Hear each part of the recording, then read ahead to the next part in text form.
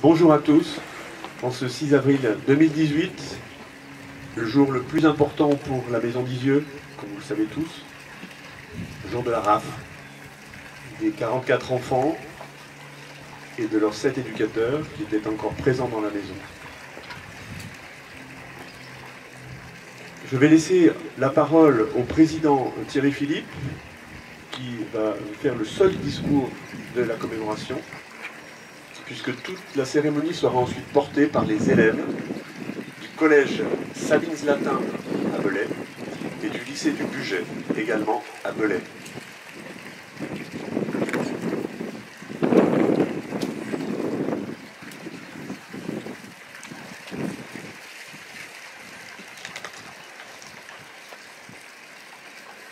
Mesdames les députés, mesdames et messieurs les représentants des parlementaires, madame le sous-préfet, madame la vice-présidente de la région Rhône-Alpes, monsieur le président du conseil départemental de l'Ain, madame la rectrice, mesdames et messieurs les élus du Rhône, du Bugey, de la ville et de la métropole de Lyon, de la mairie de Villeurbanne, d'Isieux, de Brégnier-Cordon, de Saint-Genis-sur-Gier, d'Oyonnax, mesdames et messieurs les consuls, mesdames et messieurs les représentants du monde associatif, mesdames et messieurs les élus, mesdames et messieurs, et surtout, chers amis, chers lycéens et chers collégiens.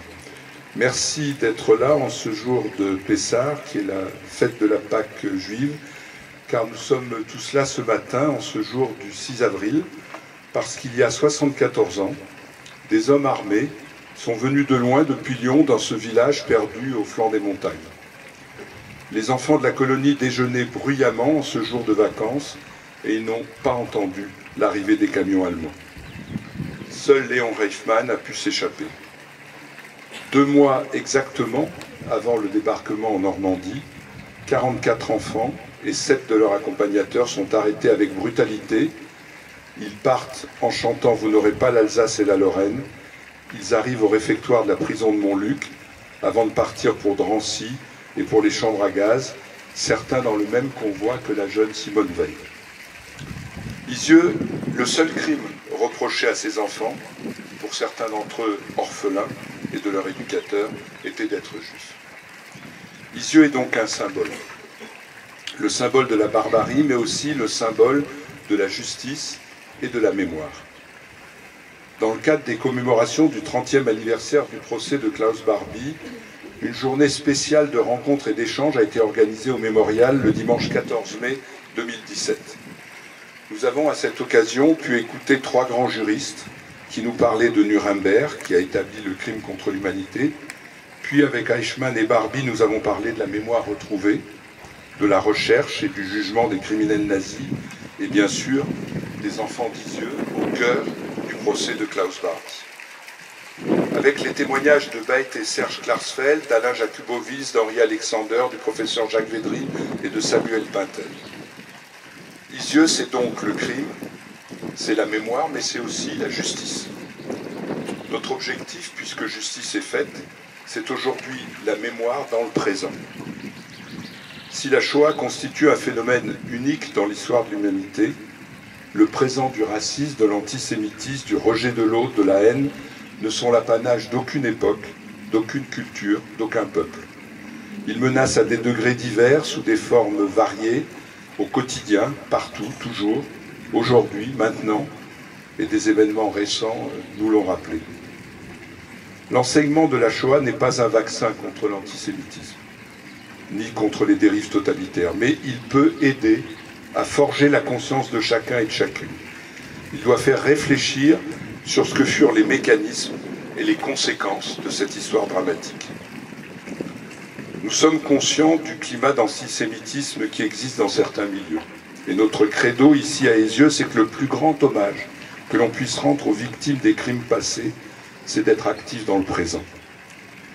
L'antisémitisme des banlieues est en essor, et c'est pour cela que nous travaillons avec les collèges et les lycées de banlieue, et aussi là où l'extrême droite est forte. L'antisémitisme, comme toutes les formes de racisme, constitue un tout, et nous le combattons totalement, là où il existe, sans sous-estimer les difficultés, mais sans peur non plus d'aborder les problèmes. De les aborder là où il faut le faire, avec l'aide récente des MJC et des centres sociaux. Le meurtre récent d'une rescapée du Veldiv à 85 ans est venu nous rappeler, après Sarah Halimi, que nous ne sommes pas débarrassés de l'antisémitisme, qui est aujourd'hui une question majeure pour notre société et pour notre pays. Nous sommes persuadés ici à Isieux que c'est d'un sursaut éducatif dont nous avons besoin. Nous pensons très fortement que l'instruction ne va pas de soi, qu'il faut y travailler dans de véritables alliances éducatives avec les parents, les professeurs, les éducateurs, les politiques, les associations. Et c'est ce que nous faisons, avec beaucoup d'espoir de faire avancer dans le présent la signification de cette mémoire comme un outil qui peut transformer le réel. Ce qui s'est passé à Parkland aux États-Unis, la réaction de très jeunes adolescents, montre qu'il ne faut pas se décourager et qu'il faut croire au potentiel des jeunes pour faire bouger les montagnes. Alors il y a des montagnes qu'il faut absolument arriver à faire bouger en France et nous nous y employons, mais il y a aussi des personnes déterminées à faire bouger ces montagnes et nous nous associons avec eux. Une des nouveautés de notre feuille de route pour les 5 ans qui viennent, c'est notre volonté de nous rapprocher de tous ceux qui participent à la citoyenneté et au vivre ensemble. Parmi eux, il y a l'École nationale supérieure de la police à Saint-Cyr-au-Mont-d'Or et nous allons signer la semaine prochaine une convention en présence du ministre d'État, ministre de l'Intérieur, Gérard Collomb. Le nom d'Arnaud Beltrame doit être prononcé ce matin, car chacun des lycéens et des collégiens présents doit se souvenir que partout où il y a des bourreaux, il y a des justes. Et doit se souvenir que police et gendarmerie sont des éléments clés du vivre ensemble, que l'on doit respecter bien sûr, et pour Arnaud Beltrame admirer profondément, en faire un modèle, non pas pour donner sa vie, mais pour faire de sa vie une œuvre, quelque chose qui en vaille la peine. Pour construire sa vie, il faut des modèles, et je vous le dis solennellement, voilà le modèle qu'il faut utiliser pour bâtir les fondations de votre vie. Ces fondations, elles se construisent grâce aux enseignants. Et notre premier partenaire, chère Madame la rectrice, là, voilà, je suis heureux de vous accueillir ce matin. Notre premier partenaire, c'est bien sûr l'Éducation nationale. Je fasse attention au vent. Je salue donc les référents académiques, mémoire et citoyenneté qui nous aident à faire ce lien indispensable entre les familles, les écoles et les associations. Je salue le collège Sabine Zlatin, le lycée de Belay qui anime notre cérémonie aujourd'hui. Merci à chacun de vous d'être présents, car les survivants disparaissent progressivement et la mémoire du présent, c'est vous. Rappelez-vous que ces enfants venaient de toute l'Europe, de la diaspora juive. Rappelez-vous aussi de ceux qui venaient d'Afrique du Nord, qui ont partagé tellement de choses avec d'autres religions, dans la paix et dans le vivre ensemble. Rappelez-vous, collégiens et lycéens, que cette mémoire peut être niée, alors qu'elle fait intégralement partie de nous. La plaque sur laquelle le nom des 44 enfants était inscrit à Lyon a été vandalisée cette année, alors que celle d'Anne Frank l'avait été l'année précédente. Cela veut dire que, oui, la mémoire peut être non seulement niée, mais encore saccagée. Le révisionnisme d'État en Pologne nous concerne donc aussi en cette année 2018 et concerne notre réflexion sur l'enseignement de la Shoah. Il pose la question de la négation de la mémoire. Notre présidente d'honneur, qui est absente ce matin, a été la première à s'émouvoir sur un sujet qui a déjà fait couler beaucoup d'encre.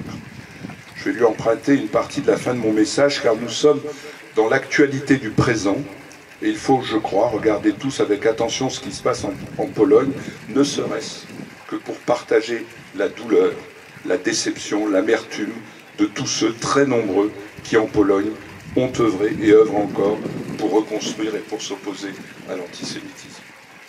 Faut-il refuser de nommer les lieux d'extermination comme des camps polonais de la mort? Oui, ce refus est justifié.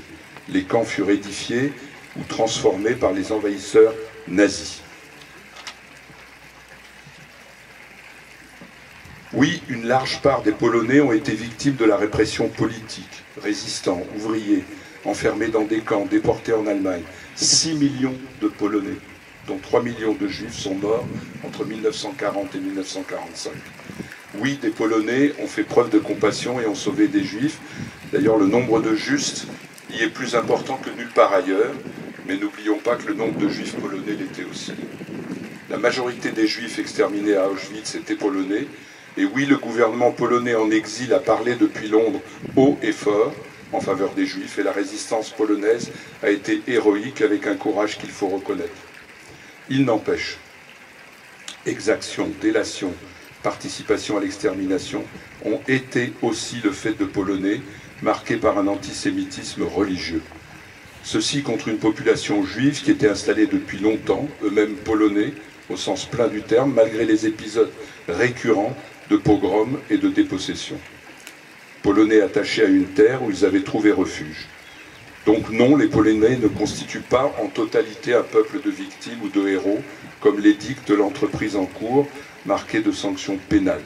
Une peine de 3 ans de prison pour qui porte atteinte au renom du pays en rappelant la responsabilité polonaise, telle est la loi qui vient d'être signée. Je m'adresse à nouveau aux collégiens et aux lycéens pour vous dire qu'une commission mixte entre Israël et la Pologne, dans le but d'amender la loi, vient d'être créée. Certes, cette commission aurait dû être mise sur pied avant la loi, mais c'est une nouvelle preuve que c'est dans le dialogue que l'on peut sortir d'une crise et aller vers la réconciliation. Il faut reprendre l'avancée de la dynamique européenne qui est le contrepoint à de telles dénaturations. La matérialité des lieux témoins joue également un rôle essentiel. Ils doivent être maintenus et sacralisés. En Pologne, il faut souligner l'action du directeur du camp d'Auschwitz qui réussit à lever des fonds dans le monde entier pour que ne disparaissent jamais les quelques baraquements de bois où des millions furent réduits à ce que nous ne pouvons même pas imaginer. Et notre ami Piotr Siwiński, qui est membre de notre conseil d'administration, est aujourd'hui nommément attaqué. C'est un scandale qu'il faut dénoncer et que je dénonce haut et fort au nom de notre association et de son conseil d'administration. Simone Veil, qui nous a quittés et qui va entrer au Panthéon, le disait ici même, cette Europe que moi, survivante de la Shoah, j'ai voulu construire et pour laquelle j'ai œuvré avec conviction pendant toute ma vie, j'ai toujours pensé qu'il fallait la construire dans la réconciliation, qui s'appuie sur le passé sans chercher à le nier. Je suis convaincu que seule la confrontation avec le passé permet de l'assurer pleinement. Ce message que le gouvernement polonais doit entendre et que partagent beaucoup de Polonais, c'est le message de l'Europe de Simone Veil, de celle que nous faisons vivre ici à Isieux, dans la réconciliation franco-allemande. C'est celle que les 44 enfants d'Isieux et leurs 7 éducateurs, qui venaient de toute l'Europe, nous demandent de promouvoir dans le présent. C'est un message d'actualité. Le crime appelle la justice, les désaccords appellent la concertation et le dialogue. L'histoire avec un grand H des enfants d'Isieux, c'est une fondation pour comprendre, pour témoigner, pour éduquer, pour faire de chacune de vos vies, chers lycéens et collégiens, quelque chose dont vous puissiez être fiers, tout simplement, sans rien oublier du passé, mais en s'en servant pour construire l'avenir. Je vous remercie. Interpréter 2 chansons et nous lire des textes.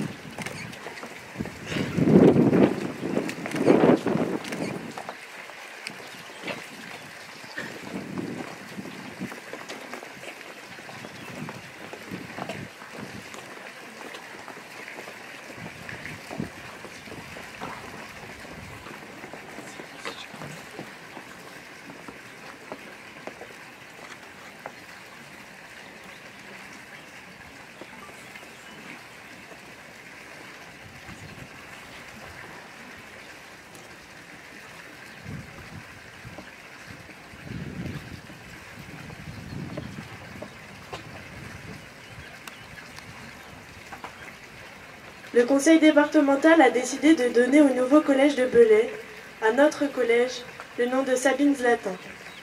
Nous avons travaillé sur la Seconde Guerre mondiale, la Shoah, la Maison des enfants d'Isieux, et nous avons compris pourquoi ce nom s'imposait pour un collège public. Sabine Zlatin, née en Pologne et naturalisée française, a mené toute sa vie des actions en accord avec les valeurs de la République. Elle s'est battue, durant la Seconde Guerre mondiale, pour la liberté, dans une époque où en France, des familles, des enfants très jeunes en étaient privés, enfermés dans des camps. Elle a sauvé des enfants de la mort au nom de l'égalité. Pour elle, quels qu'ils soient, d'où qu'ils viennent, les humains ont tous la même valeur. Elle a consacré sa vie à la fraternité et la solidarité. Dès le début de la guerre, elle devient infirmière militaire pour la Croix-Rouge. Déchue de cette fonction par le gouvernement de Vichy, elle s'engage comme assistante sociale pour intervenir dans les camps d'internement. Elle fonde plusieurs maisons d'enfants, dont celle d'Isieux. La maison d'Isieux a accueilli des enfants venant de toute l'Europe, juifs pour la plupart, pour les soustraire aux persécutions antisémites. Après la rafle du 6 avril 1944, elle s'est encore battue pour la mémoire des enfants et pour la condamnation de Klaus Barbie. Elle a œuvré à la création de ce mémorial afin qu'il soit un lieu de la République, ouvert à tous, et qu'il soit un lieu d'éducation.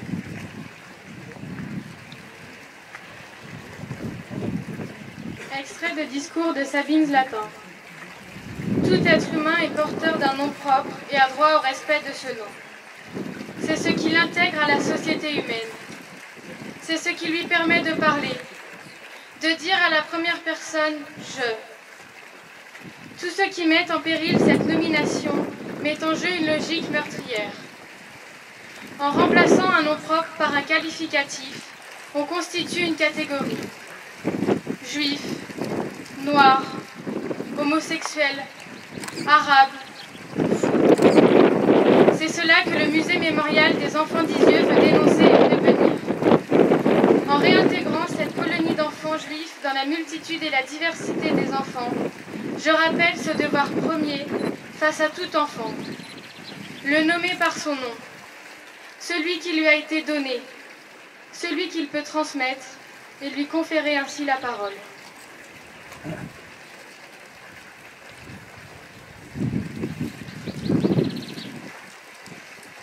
Nous allons maintenant écouter les élèves du lycée du Bugey faire une lecture de plusieurs textes.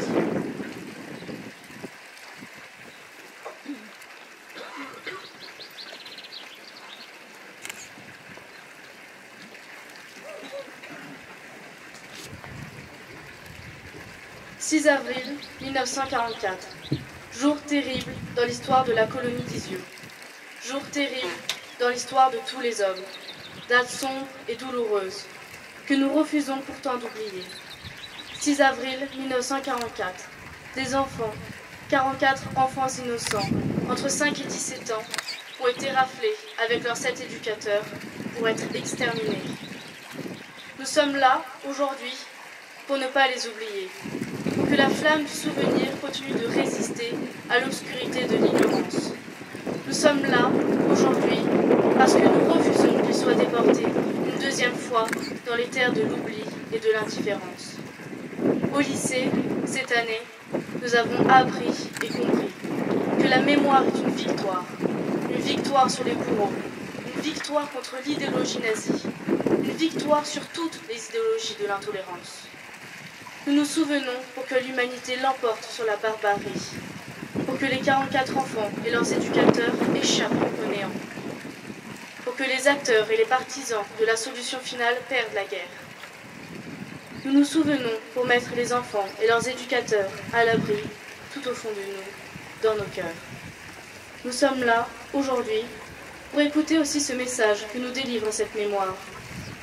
N'oubliez pas que vous êtes libres, que vous avez cette chance d'être libres. La mémoire ouvre nos consciences. Aussi longtemps que nous nous souviendrons, les enfants d'Isieux et leurs éducateurs nous rappelleront combien il est précieux de vivre notre liberté, de veiller sur elle, de la défendre, pour que nous puissions être, sans entrave, simplement ce que nous sommes.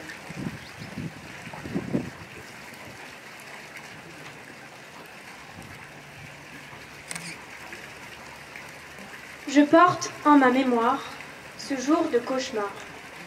Il y a 74 ans, l'inhumanité a montré combien elle pouvait être puissante.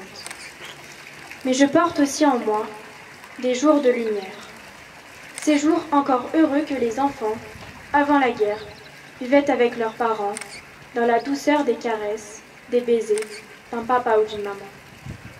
Ces jours immortalisés par des photos, pendant lesquelles les enfants de la colonie allaient se baigner. Et dans la chaleur de l'été, prenaient la pause, devant l'objectif, bras dessus, bras dessous, soudés, ensemble. Ces jours pendant lesquels ils jouaient près de la fontaine, se déguisaient, faisaient des spectacles. Je porte aussi dans ma mémoire la présence lumineuse de ceux qui ont aidé les enfants, les ont cachés. Je pense à Sabine Zlatin, elle, inlassable résistante, combattante et adversaire de la barbarie nazie. Une vie tout entière consacrée à sauver des enfants persécutés. Je pense à Miron Zlatin, lui, inlassable cycliste, sillonnant les routes avec sa petite remorque, accrochée à son vélo, pour aller chercher et ramener de la nourriture. Lui, inlassable organisateur du quotidien de la colonie. Je porte dans ma mémoire l'humanité brillante du directeur du collège moderne de Belay, Gaston Lavoile, qui a accueilli 4 adolescents de la colonie dans son établissement. Il a veillé sur eux avec toute la complicité bienveillante des enseignants et des autres élèves. Je porte dans ma mémoire la lumineuse Léa Felpeau, qui aurait pu échapper à la déportation grâce à de faux papiers, mais qui révéla son identité juive pour rester auprès des enfants et les accompagner dans le train de la mort. Je porte en ma mémoire les mères étincelantes de courage, Fortuné Benguigui et Itarossa Alon-Brenner, qui se sont battues pour que justice soit rendue à leurs enfants exterminés. Je porte en ma mémoire la lutte acharnée, opiniâtre et exemplaire de Beate et Serge Klarsfeld, qui n'ont cessé d'avancer sur le chemin difficile de la vérité et de la mémoire, en brandissant le flambeau d'une justice nécessaire. Je porte donc aujourd'hui en ma mémoire un jour sombre, mais je porte en moi bien plus de lumière pour rendre un hommage à la vie.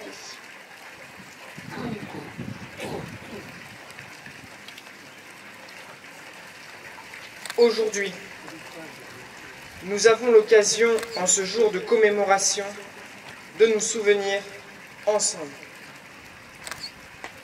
De rendre un hommage aux 44 enfants de la colonie et à leurs éducateurs, victimes de la rafle et de la déportation. 74 ans nous séparent d'eux, mais aujourd'hui, par la pensée, par le cœur et par la mémoire, nous sommes avec eux.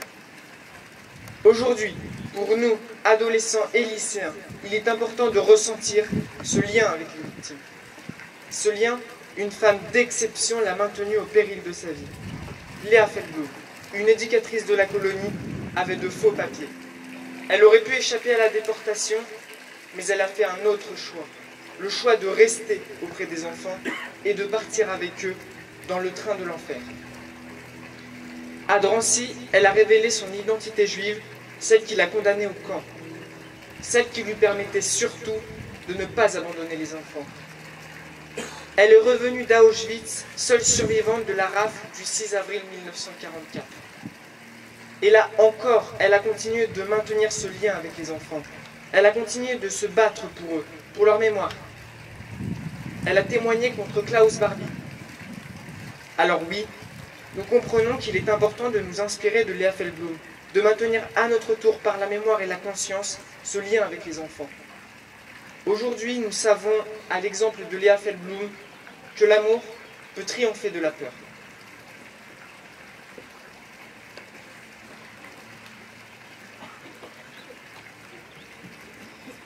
Cette année, dans le cadre d'un projet pédagogique, nous nous sommes posé 2 questions.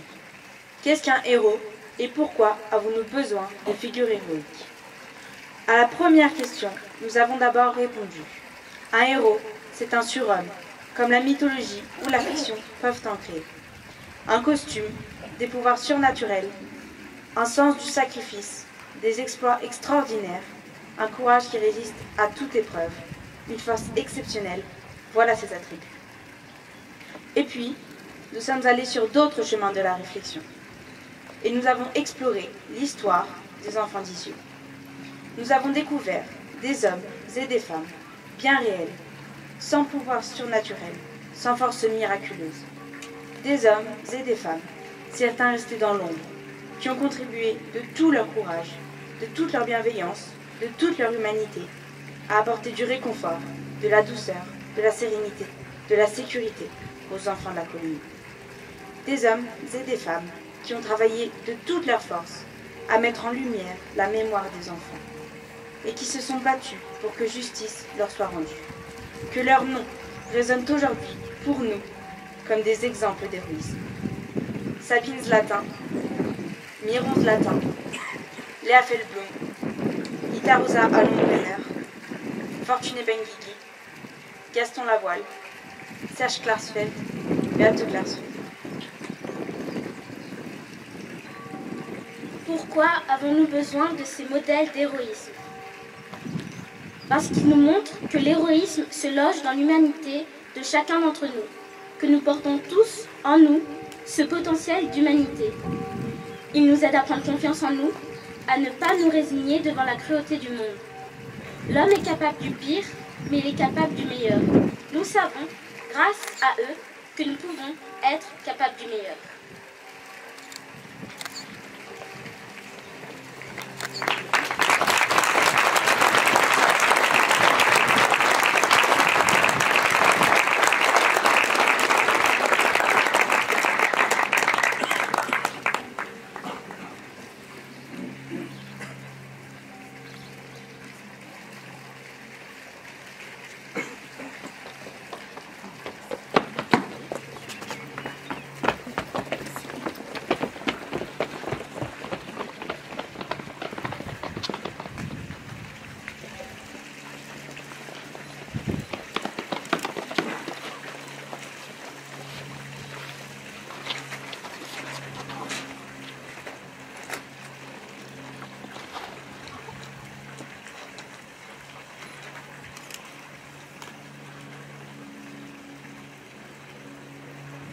Inanna, mysterious energy, arranges everything we see in the sky, wrinkles time and space, bending the light of our eyes, pass and bend, curves to the reflection of the silver moon, the endless curve of solitude, completing love.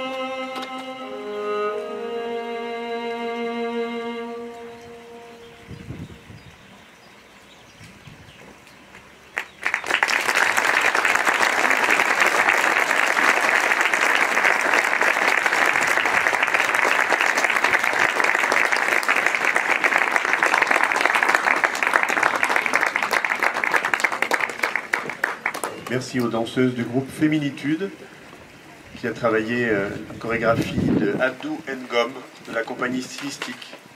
Elles sont toutes issues ou encore au lycée du Bugey. Nous allons maintenant procéder à la lecture des noms par les élèves.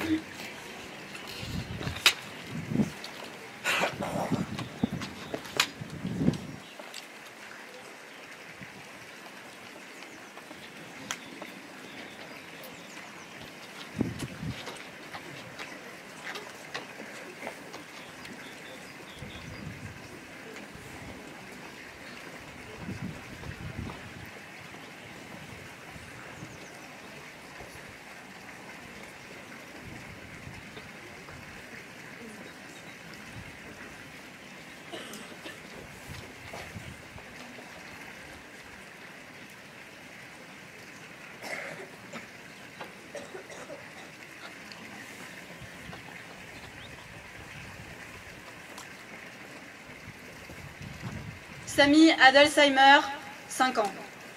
Hans Ament, 10 ans. Nina Aronovitch, 11 ans. Max Marcel Balsam, 12 ans. Jean-Paul Balsam, 10 ans. Esther Benassayag, 12 ans. Elie Benassayag, 10 ans. Jacob Benassayag, 8 ans. Jacques Benguigui, 12 ans. Jean-Claude Benguigui, 5 ans. Richard Benguigui, 7 ans.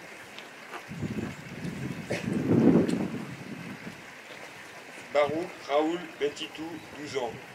Mayer Boulka, 13 ans. Albert Boulka, 4 ans. Lucienne Friedler, 5 ans. Egon Gamiel, 9 ans. Liliane Gerenstein, 11 ans. Maurice Gerenstein, 13 ans.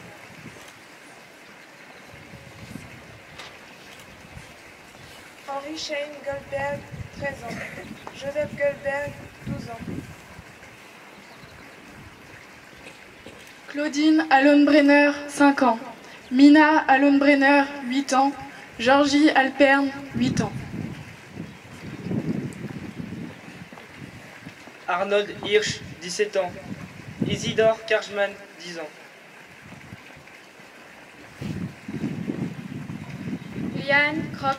Liliane Krochmal, 6 ans. Renate Krochmal, 8 ans. Max Leiner, 8 ans.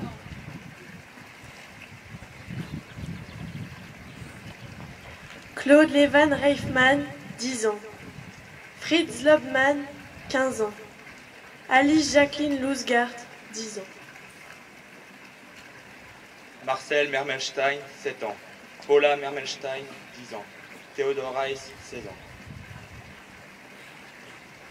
Gilles Stadowski, 8 ans. Martha Spiegel, 10 ans.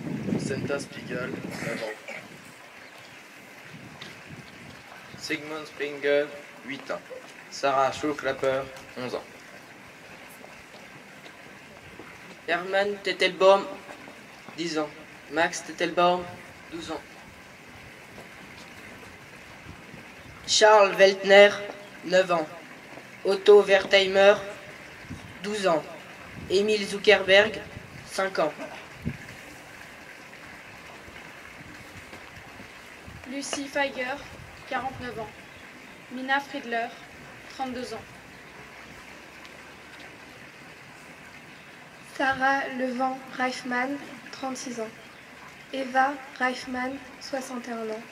Moïse Reifman, 62 ans.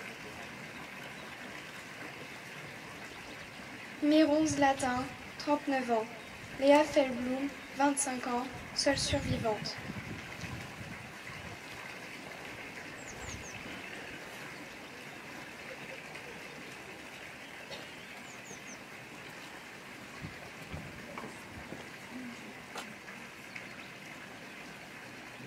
Abraham.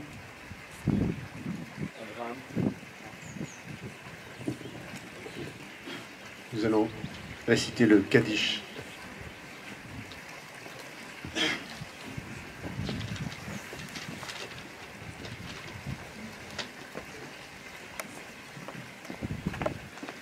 d'abord le psaume 130, qui porte dans le psautier chrétien le numéro 129, et qui est mieux connu sous son nom latin, le De Profundis. Shir Ma'alot Mima'amakim Keraticha Adonai Adonai Shim'a Bekoli Tihyena Osnecha Kashuvot Lekol Tahanunai Im Avonot Tishmoria Adonai Mi Ya'amod Kirimecha Aselicha Leman Tivare Kiviti Adonai Kiveta Nafshi Velidbaro Halti Nafshin Adonai Mishomerim Laboker Shomerim Laboker Yahel Israel El Adonai Kirim Adonai Yahesed Beharbe Taimo Fedut Vehu Yivde et Israël Mikol Avonotav. Cantique des degrés. Des profondeurs de l'abîme, je t'invoque, ô Éternel. Seigneur, écoute ma voix, que tes oreilles soient attentives aux accents de mes supplications. Si tu tenais compte de nos fautes, Seigneur, qui pourrait subsister devant toi? Mais chez toi l'emporte le pardon, de telle sorte qu'on te révèle. J'espère en l'Éternel, mon âme est pleine d'espoir, et j'ai toute confiance en sa parole. Mon âme attend le Seigneur plus ardemment que les guetteurs le matin. Oui, que les guetteurs n'attendent le matin. Qu'Israël mette son attente en l'Éternel, car chez l'Éternel domine la grâce et abonde le salut. C'est lui qui a franchi Israël de toutes ses fautes. Kaddish. יתגדל ויתקדש שמי רבה. בעל מהדי ולך ירעותי, וימליך מלכותי, ויטפח בוקנה, ויקרב משיחי. ומכון וחיי לכל בית ישראל, בעגלה ובזמן קריב, ואמרו אמן.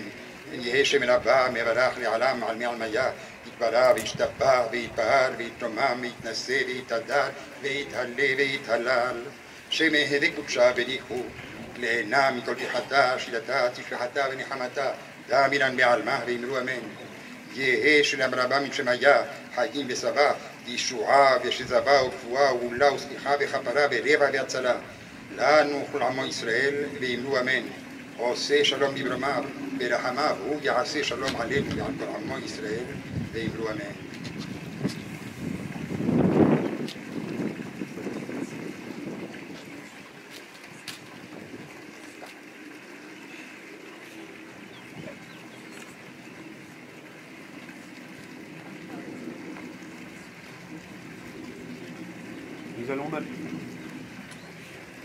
Nous allons maintenant procéder au dépôt des gerbes.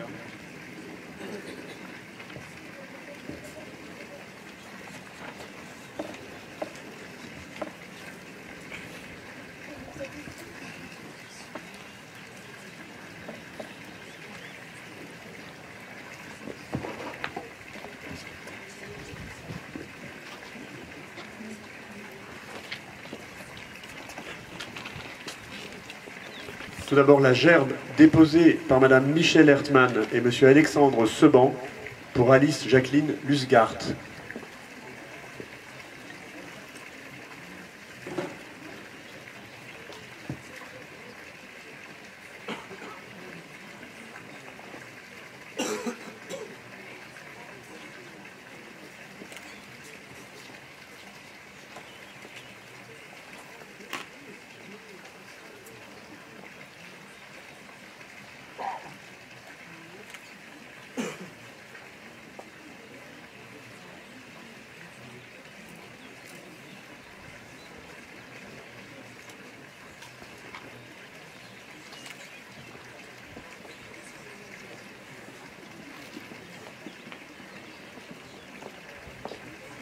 La gerbe pour Mina et Claudine Allonbrenner de Monique et Alexandre, ici présents, porte-drapeau,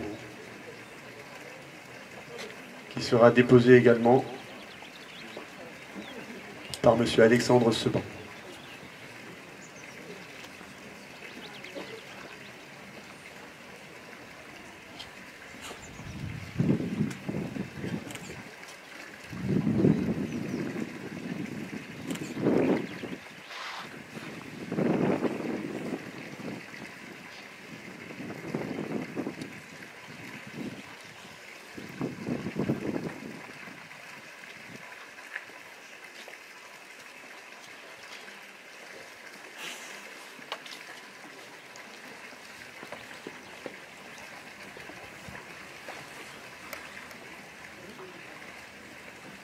La gerbe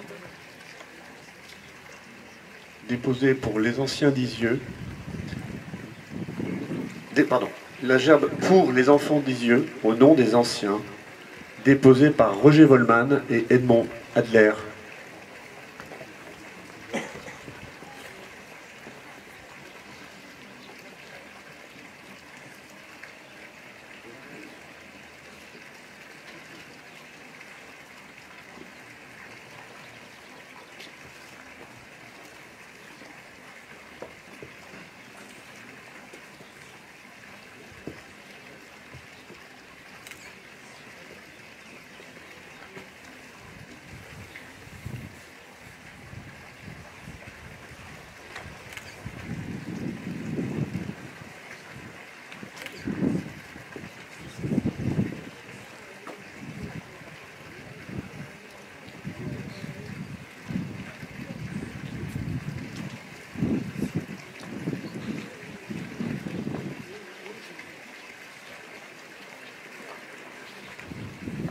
La gerbe du lycée du Bugey, déposée par M. Flamand, proviseur du lycée.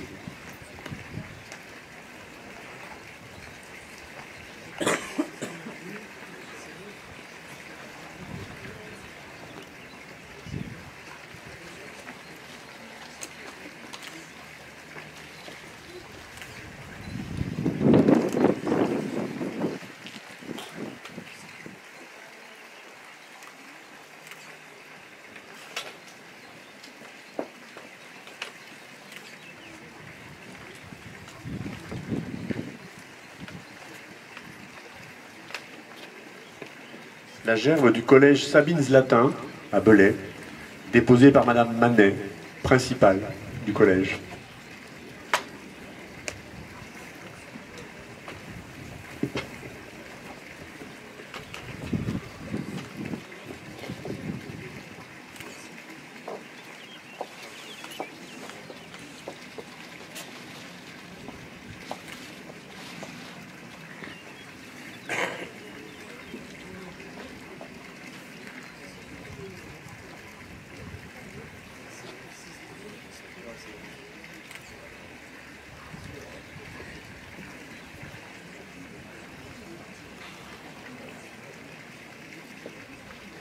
La gerbe de l'association philosophique française, Le droit humain, déposée par Madame Cohen-Apfeldorfer, au nom de Monsieur Alain Michon, son directeur.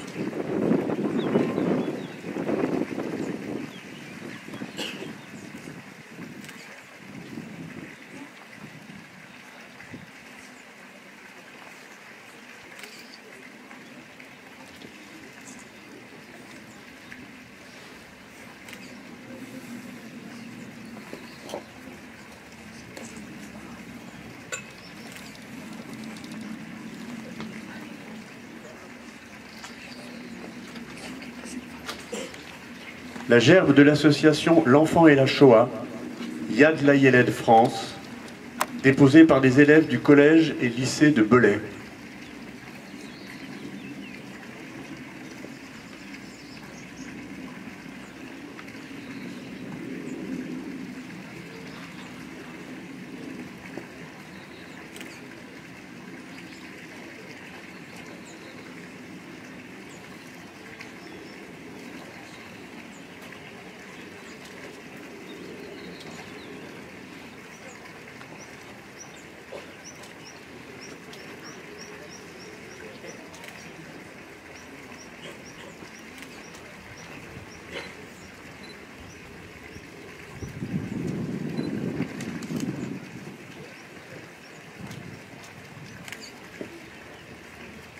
La gerbe de la Fondation pour la mémoire de la Shoah, déposée par Madame Rachel Riner, qui représente son directeur, Monsieur Alouche.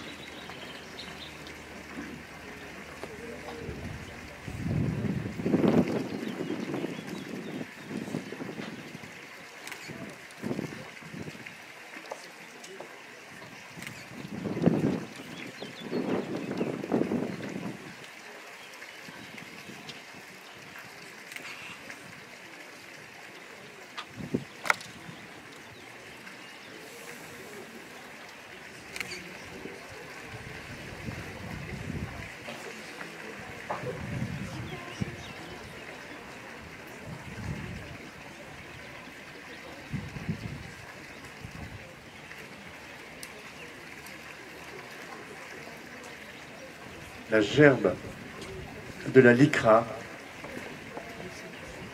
déposée par M. Alain Blum et Stéphane Nivet.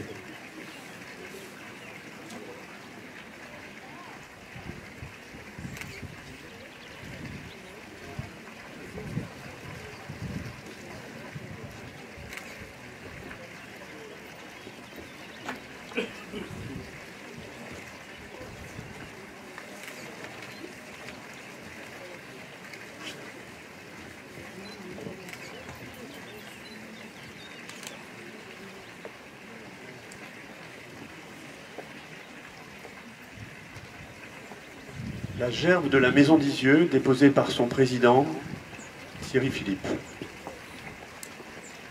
Et Geneviève Eramus-P, ancienne directrice.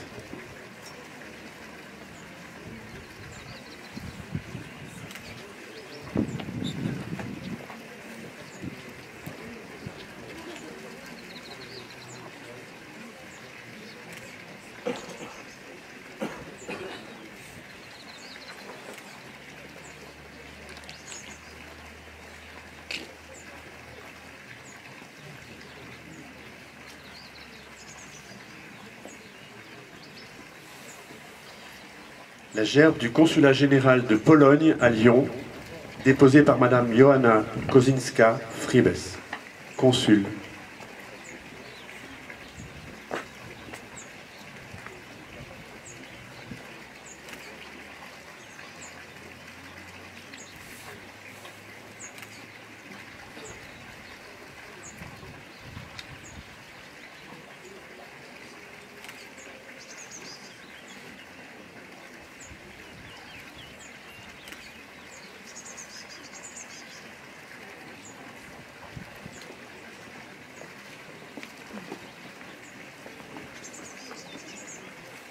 La gerbe du consulat général de la République fédérale d'Allemagne, déposée par M.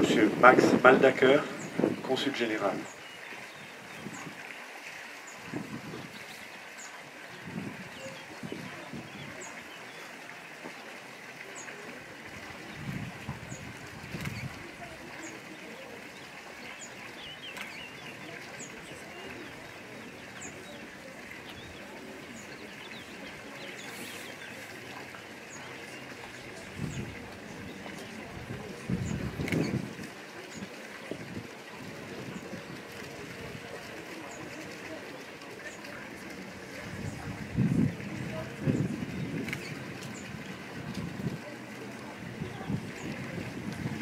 La gerbe de la mairie de Villeurbanne, déposée par M. Marc Ambrogelli, adjoint à la démocratie participative.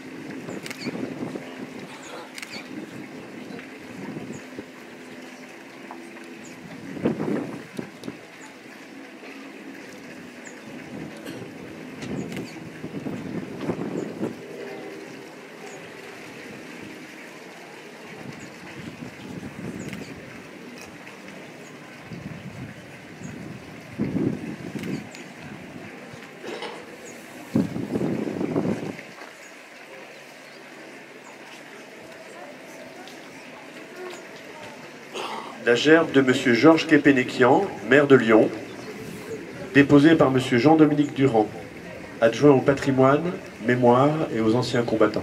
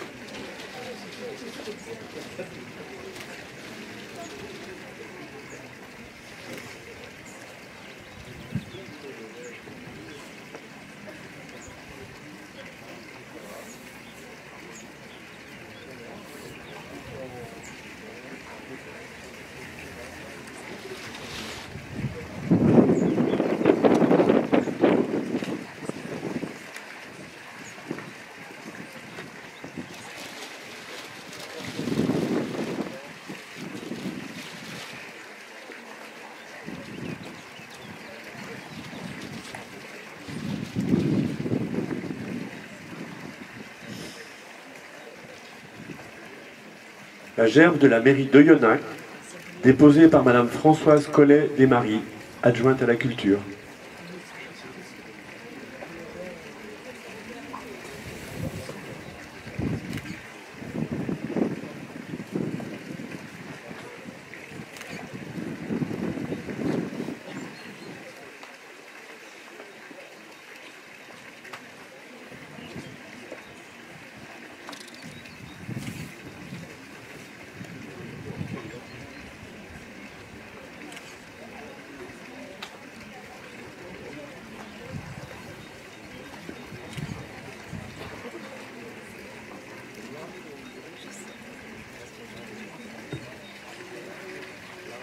La gerbe de la mairie d'Isieux, déposée par Monsieur le maire, Denis Martin Barbaz.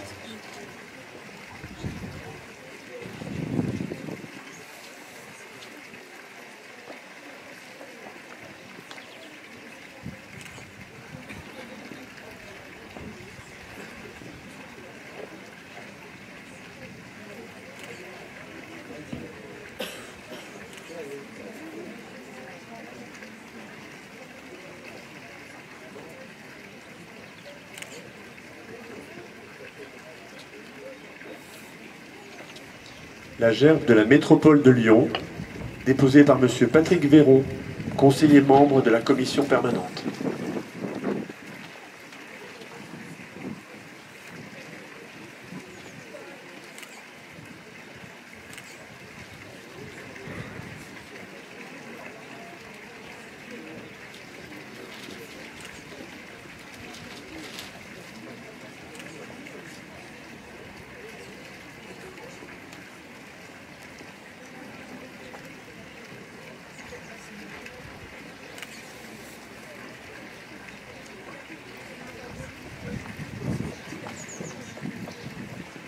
La gerbe du conseil départemental du Rhône, déposée par Madame Christiane Agara, conseillère départementale.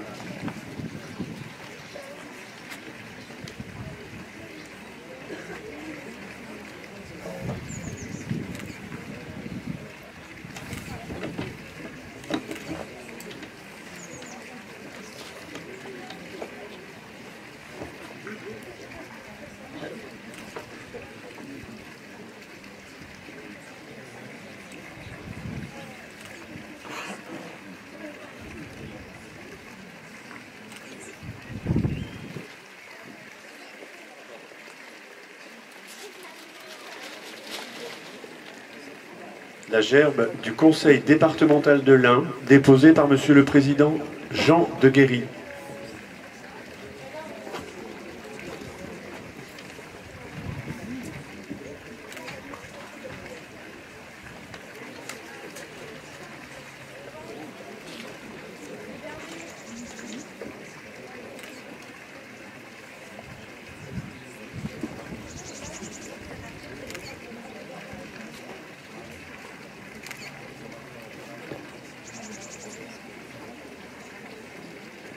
La gerbe de la région Auvergne-Rhône-Alpes, déposée par Madame Florence Vernet-Caron, vice-présidente déléguée à la culture et au patrimoine.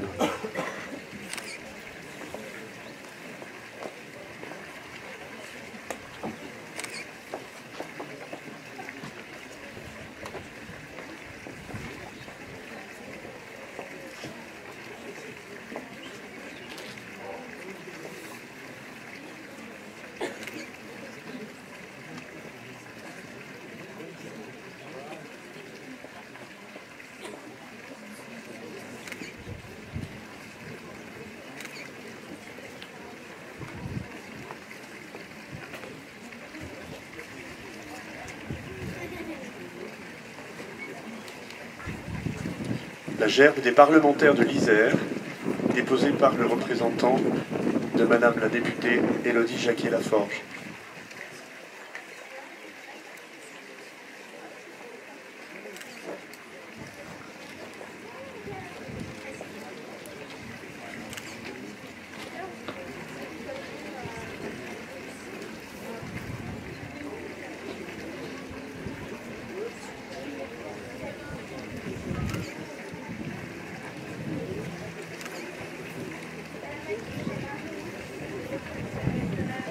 La gerbe de Madame Olga Givernet, députée de l'Ain, 3e circonscription.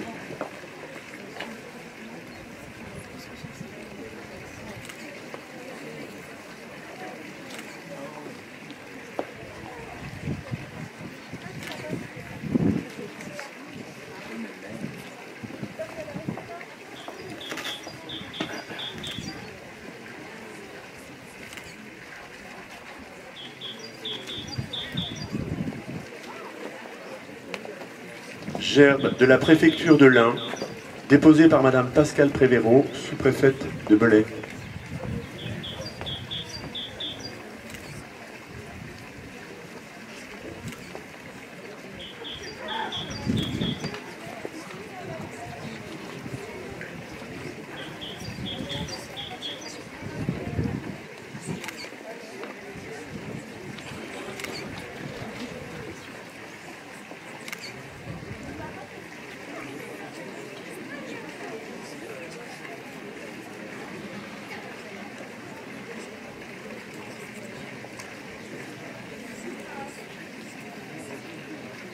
Je vous demande maintenant, solennellement, de respecter une minute de silence.